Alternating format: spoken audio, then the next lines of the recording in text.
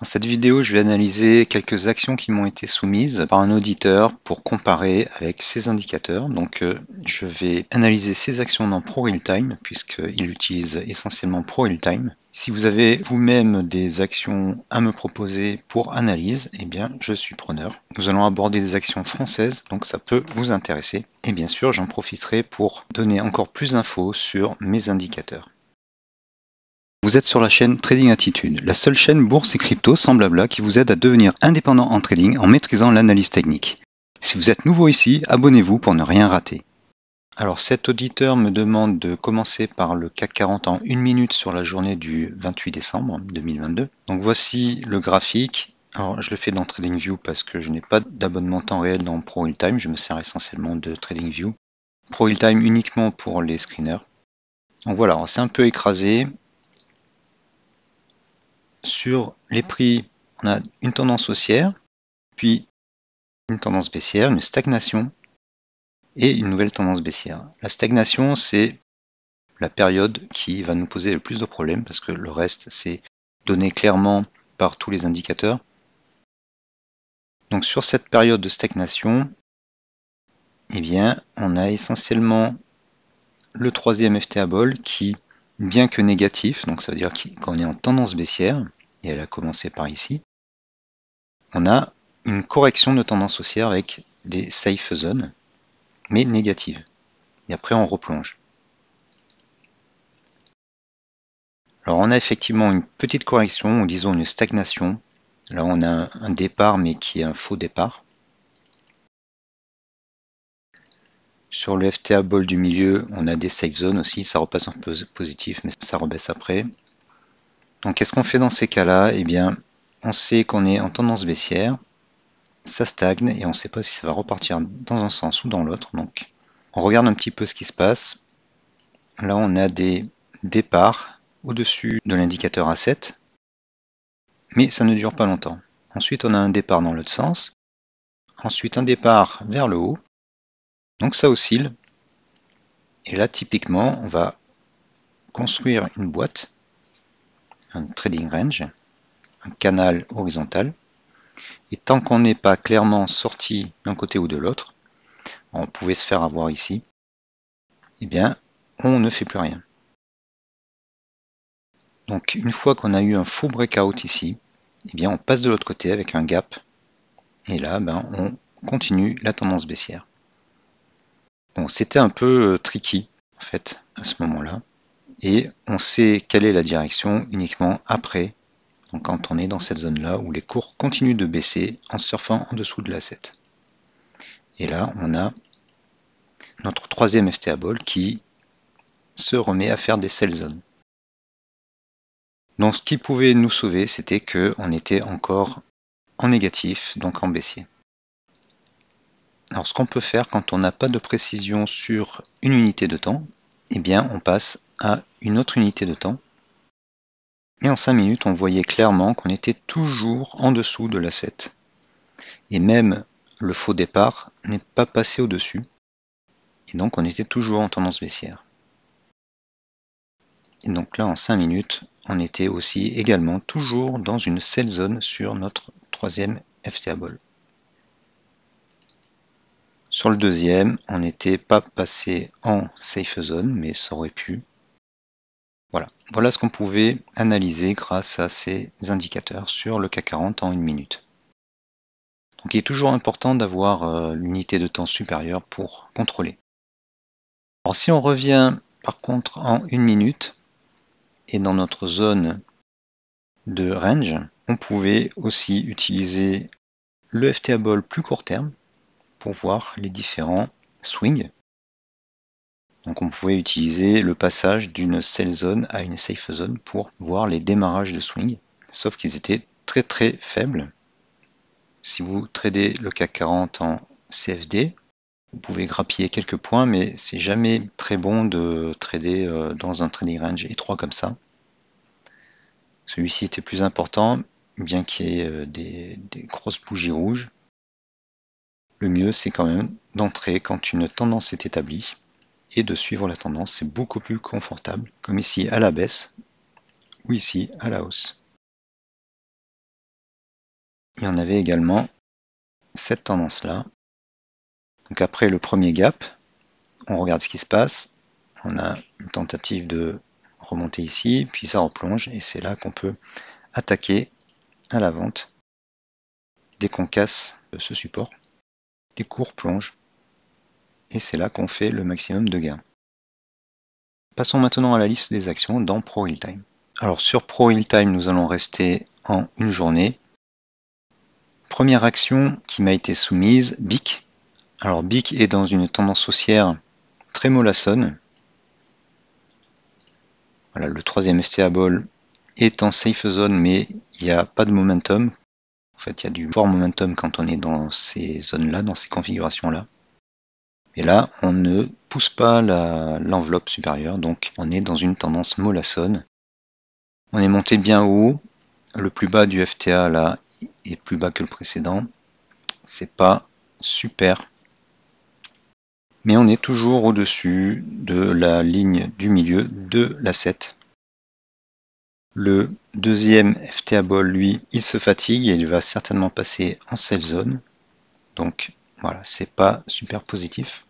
On avait une safe zone sur le premier indicateur ici, avec des cours qui viennent surfer au-dessus de la 7. Mais ça n'a pas été très franc comme ici ou ici. Alors pourquoi? Eh bien parce que on n'a pas en ce moment de cohérence haussière, c'est-à-dire que le premier FTA Ball n'est pas en safe zone, contrairement aux autres. Et on est plutôt en fin de safe zone sur le deuxième. Deuxième action, Bolloré. Alors Bolloré, elle a progressé. On a eu une succession de safe zones. Cependant, elle stagne un petit peu à moyen terme. On est dans un grand trading range et on est plutôt en haut de ce trading range. Et nos indicateurs commencent à faire des sell zones. Donc on risque d'avoir une correction. Et on est plutôt haut par rapport à tout ce qu'a connu l'action depuis fin 2021.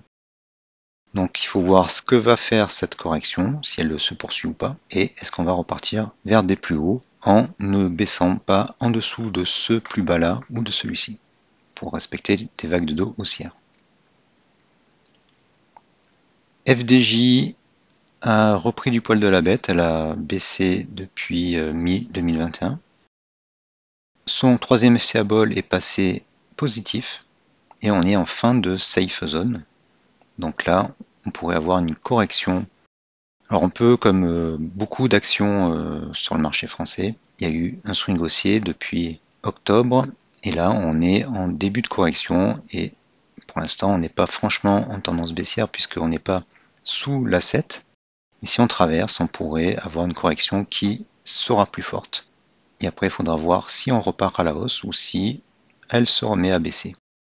Donc moi, je serais prudent sur cette valeur parce que elle a quand même bien baissé depuis 2021. Getlink. Alors Getlink, eh bien, elle avait progressé en 2022, mais à partir de septembre, elle s'est mise à baisser. On a eu des sell zones et maintenant, nos deux FTA Ball inférieurs, le 2 et le 3, sont négatifs. Et là, on est dans des sell zones. Voilà, donc c'est plutôt tendance baissière et les cours ont tendance à rester en dessous des courbes supérieures de la 7. Donc c'est plutôt baissier. Nexan, alors là aussi, elle est dans un grand trading range. Elle est au milieu et elle est plutôt baissière en ce moment. Voilà, avec le premier indicateur qui semble vouloir commencer une sell zone. La safe zone sur le deuxième FTA Ball qui est au milieu et le troisième FTA Ball qui est toujours en sell zone. S'il ne passe pas en safe zone, il y aura accélération baissière. Voilà, là aussi on est plutôt en baissier. Renault, alors Renault a connu une belle succession de swings haussiers. Donc on voit les swings haussiers sur les 3 FTA Ball. Et là on est en correction. Il faudrait qu'on reste au-dessus de ce plus bas là, qu'on rebondisse au-dessus pour continuer cette série de vagues de dos haussières. Donc on est dans un swing de correction et il faudrait que ça commence à se retourner pour continuer cette hausse. Sur le plus long terme, l'action est quand même bien en tendance baissière, c'est pas super rassurant. Score, Alors Score, elle est plutôt dans les plus bas. Elle n'a pas dépassé le plus haut d'avant 2020 et elle peine à dépasser ses plus hauts. Là on est après une tendance baissière.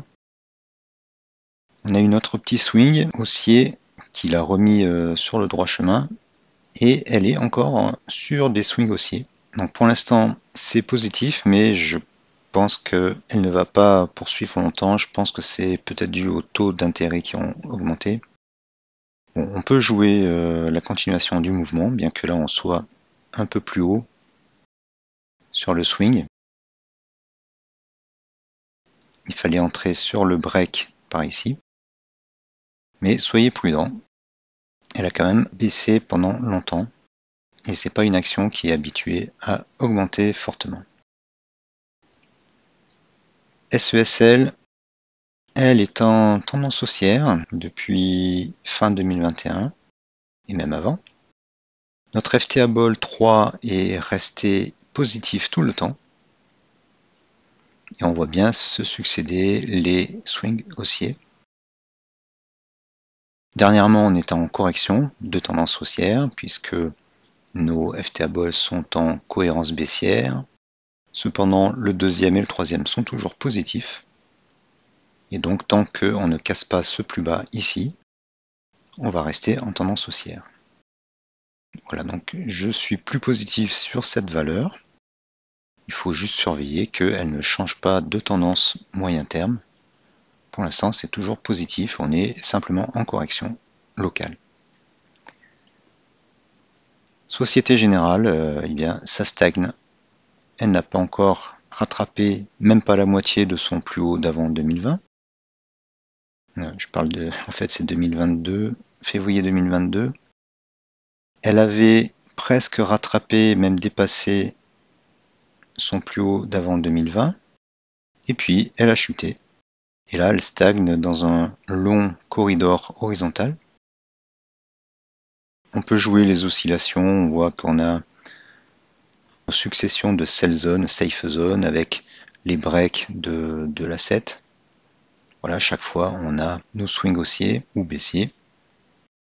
Ça stagne plus ou moins et franchement, moi, je ne me positionnerai pas sur cette valeur. Tikeo. Alors Tikeo stagne aussi dans un grand range entre 16,40 et 26,40. On est plutôt en haut, on est plutôt en correction puisque nos indicateurs là, ils baissent et le troisième FTA Ball se rapproche dangereusement du zéro. Donc on pourrait avoir une correction comme elle a l'habitude de faire. La hausse ici a stagné, enfin le niveau atteint a stagné pendant un certain temps, mais elle est plutôt habituée à baisser ces derniers temps. Total Energy, donc elle a un petit peu reflué à cause de la baisse du prix du pétrole, mais la Chine allant s'ouvrir, le pétrole devrait remonter finalement. Donc là, elle est sur une bonne tendance. Elle est un peu haut. Attendez une correction pour retourner dessus. On voit très bien les différents swings avec les alternances sell zone, safe zone. Là, on est dans une correction qui s'est terminée. Bien qu'on soit encore dans la sell zone sur le troisième FTA Ball, mais on est très très haut. Ça serait quand même mieux d'entrer à un niveau plus bas, mais ça se trouve, elle va s'envoler, donc bon, voilà. Ce qu'il faut comprendre, c'est que plus on est haut sur le FTA, plus la tendance est forte, plus le momentum est fort, et donc plus on a de probabilité que la correction arrive. Et si on regarde à long terme, l'action a quand même tendance à corriger pas mal chaque fois. Globalement, elle monte, mais elle corrige pas mal chaque fois, donc là, ça serait un peu embêtant d'entrer tout en haut pour voir une correction arriver. Mais sinon, c'est positif pour cette valeur. Valourec, alors Valourec semble monter, mais historiquement, elle a énormément baissé. Bon, je ne vous conseille pas d'entrer sur cette valeur. Elle travaille pour l'industrie pétrolière, mais pour fabriquer des outils, pipeline je crois, et prospection. Et la prospection pétrolière, eh bien, c'est pas du tout dans l'air du temps. Il n'y a aucun financement Donc elle est un petit peu remontée, mais je ne vous conseille pas d'investir sur cette valeur. On peut jouer des swings haussiers et les creux. Donc là, on utilisera aussi le FTA Ball, les FTA Ball, et puis nos barres du screener R-Indic. Enfin, Veralia. Alors Veralia, elle est dans un range depuis 2020 et elle est en haut du range. On est très haut sur le troisième FTA Ball et donc même si on va continuer quelques jours, quelques séances, puisqu'on surfe encore sur l'asset, il n'y a pas de signe d'essoufflement pour l'instant, comme ici, on avait un signe d'essoufflement. Ça pourrait monter encore un petit peu, mais on est très très haut, on pourrait aller peut-être jusqu'à 33, mais je n'achèterai pas maintenant. Je rechercherai une correction avec un plus bas plus haut que le précédent et un nouveau départ. Pour moi, cette valeur est trop haute. Voilà, nous avons fait le tour de la liste d'actions qui a été fournie par un auditeur. Si vous voulez aussi que j'analyse les actions pour vous, eh bien envoyez-moi les actions. Je travaille également à la constitution de listes sur le marché français, sur le Nasdaq et le NYSE, pour les analyser régulièrement. Merci d'avoir suivi cette vidéo et à bientôt.